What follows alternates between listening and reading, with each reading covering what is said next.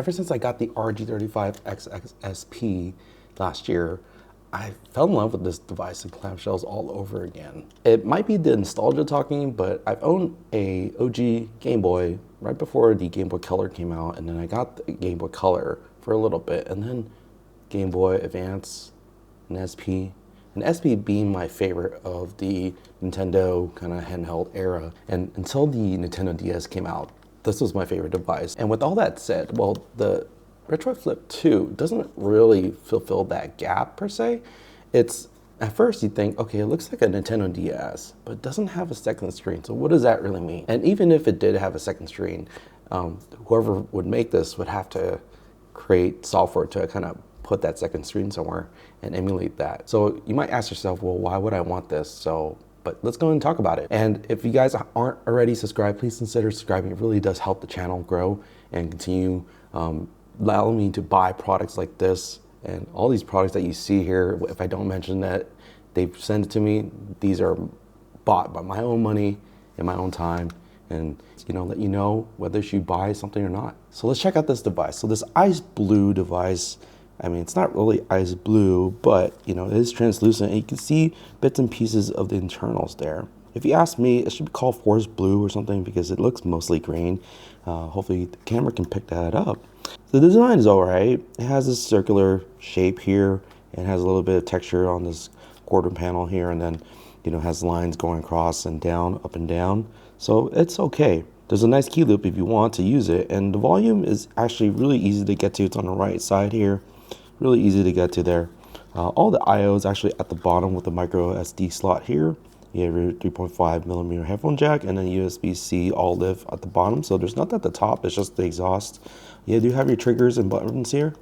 They feel pretty nice. And then you have your intake right here and the exhaust at the top there. Once again, you do notice that the sides here are a little bit shaved off to kind of give you a little bit of a little better grip basically. And it's kind of done the same here, kind of all around. I'll skip mostly the specs because it's identical to the Retroid Pocket 5 that I have here as well. And so I'm not going to be talking too much about that. But I do want to point out two major differences. The form factor obviously is a huge difference in my 2 weeks with it so far. So the ergonomics of the joystick and the textured trigger placement and feel more balanced for more games. When I use the RP5, for example, it's great, but for 2D games.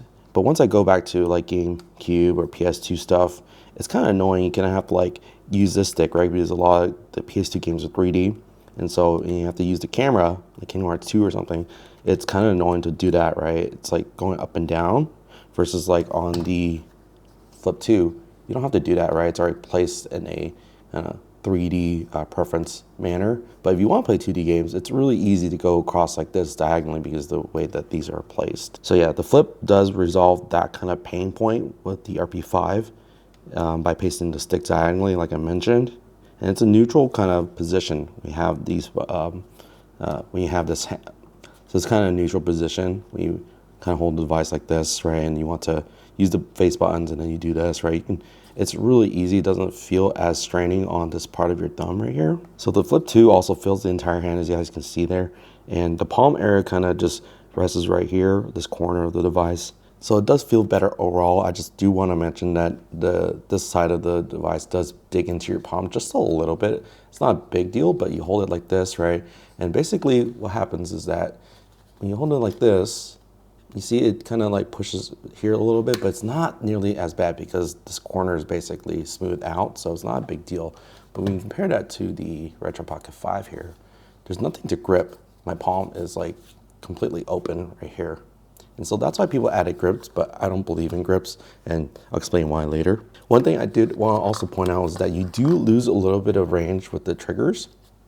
It's not a big deal, but I thought I'd just point it out just to let you guys know. You see here, it stops around here, and you see the RP5 goes a little bit further. You can kind of mostly tell by the gap, the top portion of the trigger here, how much it actually opens. So not a big deal, but just thought I'd mention that. So one of the other things I noticed is that the speakers are much fuller and the dynamic range is much better than on the RP5. It's almost night and day, really. I couldn't believe it at first, but I think that if you care about the sound as much as I do, this may sway you over just by itself. Due to the larger space, available, they're just able to fit better sounding speakers. Look at this. It's quite a big difference there. Now, one of the other things is the price. So let's talk about the price real quick. It is a little bit more expensive than the Retroid Pocket 5. It's about $10 more, so it's like $219 for this $229, but I think it's worth it. Now, here's where I think it saves you money.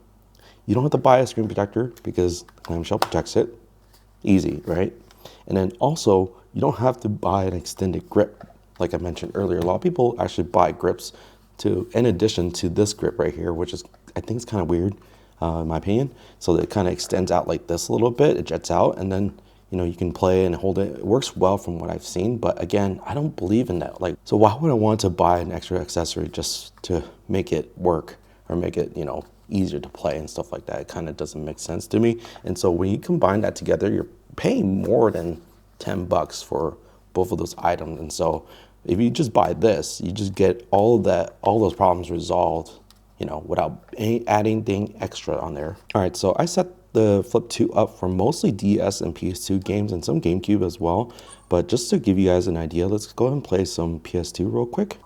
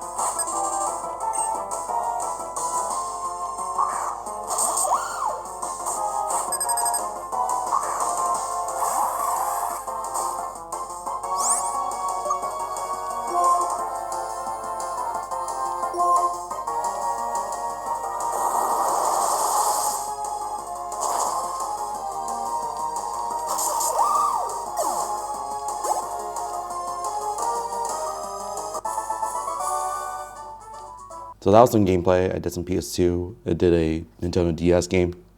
And so hopefully you guys also caught the speakers and the quality of that. It's super good in my opinion, especially if you like to, you know, play without headphones. This is a really great experience. So there are some nitpicks I want to talk about, and it really happens with every device I ever owned. So it's just, I think it's just good feedback to improve the device for the future. Now the first is the hinge. It feels very sturdy, and it's actually shuts really hard. It's actually really like sturdy in that sense, especially compared to the first one. And it doesn't stay well at 180 degrees. So right now it seems fine, but as soon as I do something like this, See, it flips out. So at a certain angle, it'll just not stay. And it's usually like when you tilt it, from its vertical position right now, right? If you do this, it'll flip back out. See, now it's back to this other normal position here. Now, it's not a deal breaker for most, but I know people that play in bed would like to have this. They kind of like play like this on the bed like this, right? If they hold it up against their, face like that, it's gonna just flip back and forth the whole time. So it's not really that great, but also the DS and Nintendo 3DS, they actually make a sound when it goes into these positions. See, the first position is actually pretty, like, almost like 90-degree almost. And you see, it does make a noise. It has 3 positions, actually. Whereas the Flip 2 only has 2 positions, right? This kind of like this mostly natural position where most people would use it, and then you have this extended one, which is like 180, and that doesn't seem to hold that often. Then I think it'd be good to kind of have some kind of indicator, kind of like with the DS here. It's nice to know, and it feels really solid, the hinge, and just, yeah, it's a really well built device, I would say. Also, one of the other things is that the Flip itself is not very easy to open. You see how it has this little gap right here, but it's not quite enough to kind of get my fingers in there. I don't actually have fingertip. Actually don't have, so it's actually kind of hard to get your fingers under here. Even with fingers, I would imagine it's still kind of hard. Like, there's not much of gap there, and it doesn't go that deep in. If I open it up, you can see that it doesn't go very far there. So that's one other thing. Now, that's like less of a nitpick. It's just that, something I wanted to bring up, just in case that, if you were worried about stuff like that, but you can just easily open up like this. It's not a big deal. You see on the DS, for example, you kind of leave this gap open on purpose so that it's really easy to open up and close. So overall, I love the Flip 2. To me, it's no contest versus the RP5 at this point. It has the same amazing 1080p panel, OLED panel, so you're really not getting any differences here. Same processor, same everything really internally. So there's not much difference in terms of the spec sheet, but what's different is the form factor. And as I mentioned earlier, why you should get this? Well, the form factor just changes everything. It fixes all the problems I have with the RP5 and basically leaves none of the negatives really. So I think also, if you have an RP5 like I already do, I would just recommend considering getting the Flip 2 instead. Or if you don't have one already, you're trying to decide on a $200-ish retro device, this is the one to go for. I mean, clamshell, protects to the screen, it's powerful, plays PS2, GameCube, Wii.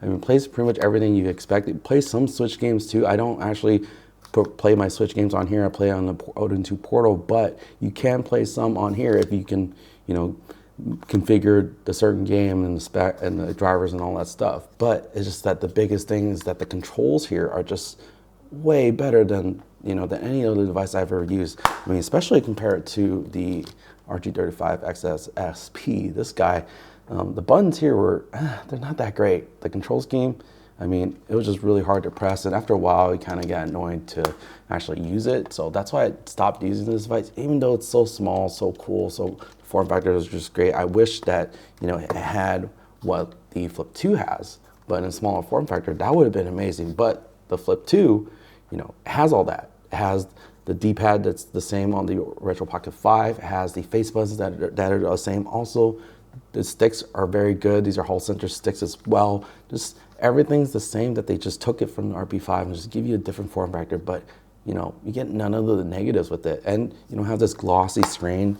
I know some people actually complain, like they don't like the fact that this screen is so glossy, and because it's all glass in the front. And I'm just like, okay, I don't find that a big deal because it does get smudgy, but for me, it's another plus that the Flip 2, you don't really do that. It doesn't really have that because, well, you don't really touch the screen that often with your hands right here. So I hope you guys enjoyed this review. You guys like content like this, you want to see more of it, please sure you guys subscribe, click that bell icon, hit that like button too, do all that stuff. And with that, I will see you guys later.